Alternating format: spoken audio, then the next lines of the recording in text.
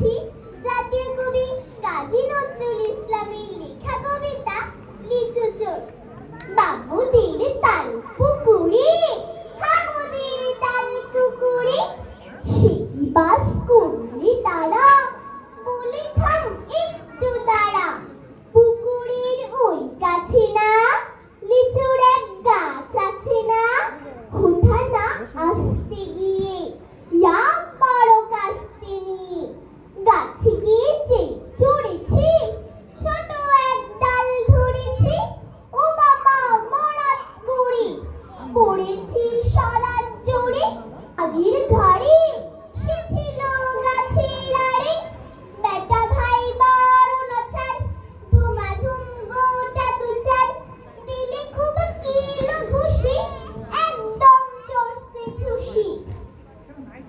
আমিও বাগিয়ে থাপড়, বেহাওয়া চাগিয়ে কাপড়, লাফিয়ে দিল দেয়াল, দেখিয়া তো ভিটের শিয়াল।